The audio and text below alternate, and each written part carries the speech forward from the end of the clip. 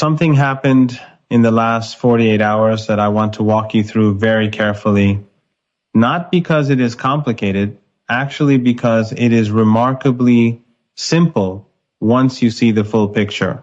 And I think the reason most people are completely missing it is that the coverage keeps treating 3 separate trips, 3 separate meetings, 3 separate diplomatic moments as unrelated events. They are not unrelated. They are the same move executed in sequence by design. Iran just flew to Moscow after Pakistan. After the talks in Al-Azmarabad that lasted 21 hours and produced no deal, after the ceasefire that is fraying at the edges, after Iran's military commander stood in front of reporters and said, no port in the region will be safe. After all of that, Iran's foreign minister is now in Moscow, and America woke up this morning to something it has been hoping would not happen. Not an Iranian missile, not a Houthi attack, something far more consequential than either of those things. Iran is building a diplomatic architecture that America cannot bomb, cannot blockade, and cannot sanction its way out of. And the flight to Moscow is the moment that architecture became visible to everyone paying attention. I want to walk you through exactly what this means, because when you see the full picture, Iran in Pakistan, Iran in Moscow, and what China said quietly in the background of both trips, the picture that emerges is not a country that is losing a war. It is a country that is reshaping the terms on which this war ends, and those terms are becoming America's worst nightmare. Not because of what Iran has, because of who Iran is sitting with. Here is the first thing. Pakistan, the Islamabad talks lasted 21 hours. 21 hours. When diplomatic talks last 21 hours, one of two things is happening. Either the two sides are so close to a deal that they are hammering final language, or the two sides are so far apart that they keep going because stopping means admitting failure.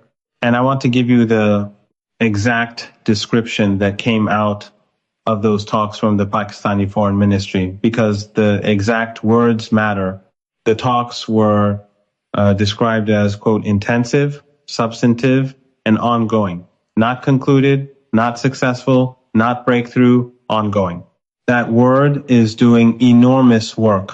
Ongoing means Iran walked out of Islamabad without giving America what America came for, and America knows it.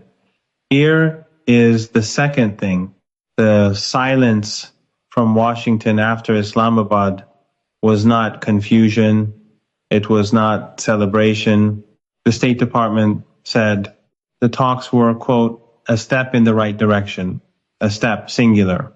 After 21 hours of talks with a country America has been at war with for 46 days, the best Washington could offer publicly was a single step in a direction. That tells you everything about how Islamabad ended.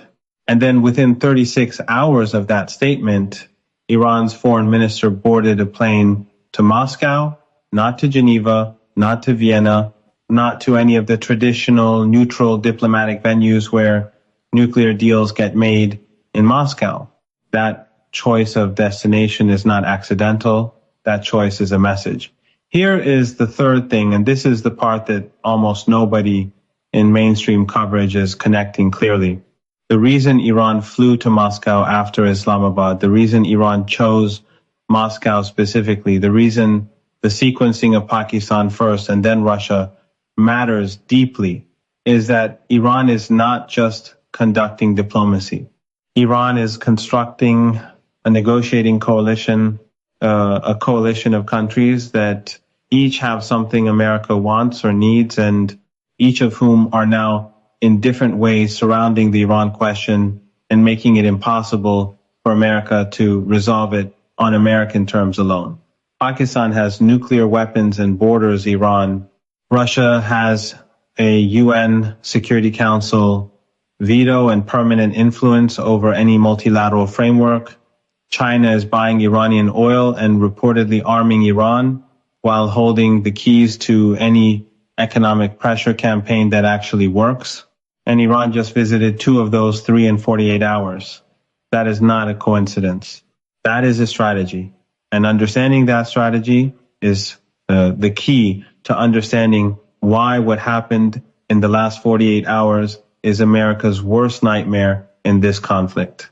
Let me start with the Moscow trip because I think it is being significantly underreported in a very specific way. The coverage is treating this as Iran seeking Russian support. Iran needs allies. Russia is an ally. Iran flew to Moscow to shore up that alliance. And yes, on the surface, that is true, but it is not the strategic reality of what is happening. When Iran's foreign minister flies to Moscow after a failed round of talks with America's intermediaries, Iran is not primarily asking Russia for something. Iran is showing America something. Iran is showing America that the diplomatic path Washington has been pursuing, the path through Pakistan, through Turkey, through Egypt, through Oman, the path of bilateral pressure through friendly intermediaries, that path has a ceiling, and the ceiling is this. Every country that America is using as a diplomatic channel to pressure Iran into a deal, Iran can also reach out to Russia and China and demonstrate that it has alternatives. Iran is saying to Washington, you are not the only option on the table, and you are not even the most attractive option on the table right now. That message lands differently in different places. In Riyadh, where Saudi Arabia is already pressing Washington to abandon the blockade, the message is that Iran has staying power. Iran is not going to collapse under the current pressure. So if Saudi Arabia is hoping America wins this quickly and cleanly, that hope is becoming harder to sustain. In Beijing, where China has been quietly buying Iranian oil through the dark fleet system and reportedly preparing weapons transfers through third countries, the Moscow trip is confirmation that China's investment in Iran's resilience is producing results. Iran is still standing. More importantly, Iran is still negotiating from a position of confidence.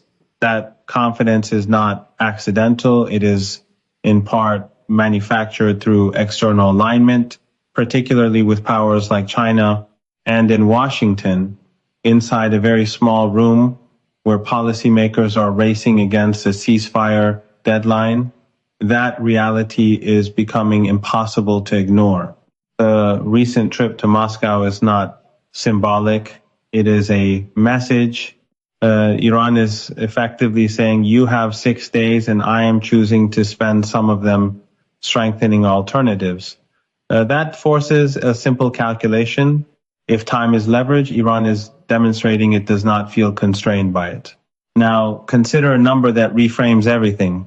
Before the war began in late February 2026, Iran conducted high-level diplomatic outreach to roughly 4 major powers over the course of a year. That is normal for a sanctioned state, but in just 46 days of war, Iran has engaged at the foreign minister level or higher with Pakistan, China, Russia, Iraq, Turkey, Oman, Qatar, and India. 8 major actors in less than 2 months. That is not survival behavior. That is expansion under pressure. This raises a fundamental question. How does a country absorb sustained military strikes from the United States and Israel, including attacks on nuclear infrastructure and air defense systems, and respond not by retreating inward, but by accelerating outward diplomatically? The answer lies in a strategic decision made early in the conflict, one that many Western analysts underestimated. Iran recognized it could not win this war militarily. Against the combined capabilities of the United States and Israel, that outcome was never realistic. So Iran chose a different path. It decided the way to survive was to make the conflict diplomatically unsolvable on American terms. Instead of trying to defeat military pressure directly, Iran is surrounding the conflict with complexity. It is building overlapping relationships, parallel negotiation channels, and competing frameworks so that no single actor, including Washington, can dictate the outcome unilaterally. In effect, Iran is transforming a bilateral confrontation into a multilateral equation. And that shift changes everything. You can bomb a country, you cannot bomb a network of aligned interests. The Moscow visit is a clear expression of this strategy. Iran is not going to Moscow out of desperation. It is going to build a coalition. And from early signals coming out of the Kremlin, that effort is being received positively. Statements from officials aligned with Sergei Lavrov have already framed the American naval blockade as a violation of international law and a destabilizing force in the region. That is not diplomatic neutrality. That is positioning. When a power like Russia takes a public stance before negotiations even begin, it is not courtesy, it is leverage signaling. It tells every observer from Washington to Riyadh that Moscow is entering the conversation with a defined alignment. To understand why this matters, consider what I would call negotiating altitude. Every time Iran engages a major power outside the American sphere, its altitude increases. Every country that continues buying Iranian oil, rejects sanctions, pressure, or publicly validates Iran's position adds to that elevation. Altitude in diplomacy translates directly into leverage. The higher Iran's altitude, the less effective the blockade becomes. The less effective the blockade, the weaker the incentive for Iran to concede. And the longer concessions are delayed, the longer the conflict persists, raising costs not just for Iran, but for the entire region, including America's Gulf partners. You can see this pattern clearly. The Strait of Hormuz becomes contested, altitude increases. A partial ceasefire is proposed and tested, altitude increases. Talks in Islamabad stretch for 21 hours without resolution, yet are framed as progress, altitude increases. A visit to Moscow is announced, and Russia signals alignment in advance, altitude increases again. Iran is not winning militarily, but it is not losing strategically either. This leads to the central issue, the growing asymmetry between America's military strategy and its diplomatic response. Washington has tools for applying military pressure, blockades, strikes, and deterrence operations, and it is using them, but it does not appear to have an equally developed strategy for countering Iran's diplomatic expansion. That gap is becoming decisive. On China, for instance, mixed messaging has undermined credibility. Threats of economic retaliation have been issued even as doubts are publicly expressed about Beijing's involvement. You cannot build a coherent diplomatic strategy while questioning your own intelligence conclusions in public. On Russia, the silence is even more striking. There has been no sustained high-level engagement specifically focused on the Iran file. While Moscow signals alignment and hosts Iranian officials, Washington has yet to visibly respond with a structured diplomatic counter. So the critical questions begin to emerge. Can a blockade succeed if China continues purchasing Iranian oil? Can military pressure produce concessions if Russia provides diplomatic cover at the United Nations? Can a ceasefire framework hold if major powers are excluded from shaping it? If the answer to these questions is no, then the current strategy is mismatched to the reality of the conflict. What began as a bilateral confrontation has already evolved into something far more complex. Inside Moscow, the likely negotiation is highly strategic. Iran is almost certainly seeking three things: diplomatic protection through Russia's UN veto, integration into sanction-resistant economic systems developed after 2022, and the symbolic power of visible alignment with a major global actor. In return, Russia is seeking something equally valuable, re-entry into the Middle East as a decisive diplomatic player. For Moscow, this conflict is not just about Iran. It is about reclaiming influence in a region where it has long been constrained. This is not an alliance built on ideology. It is a transaction built on mutual advantage. What happens next, particularly in the final days before the ceasefire deadline, will be telling. If Washington engages Moscow directly, it signals recognition that the conflict is now multilateral. If it continues to focus solely on bilateral channels, it suggests a misreading of the evolving structure.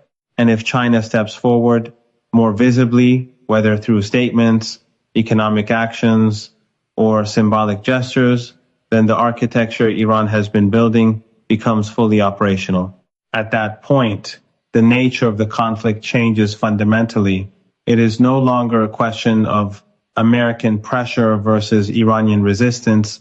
It becomes a test of whether unilateral power can override a distributed coalition of aligned interests. Because in the end, the real story is not the flight to Moscow. The story is what that flight represents. Diplomatic architectures do not announce themselves. They do not hold press conferences. They emerge quietly, meeting by meeting, agreement by agreement, until suddenly they are too substantial to ignore. And what we may be witnessing now is exactly that. Not a sudden shift, but the visible emergence of a structure that has been forming for years. The concern for Washington is not that Iran is strong, it is that Iran is not alone. And in modern conflict, that distinction changes everything.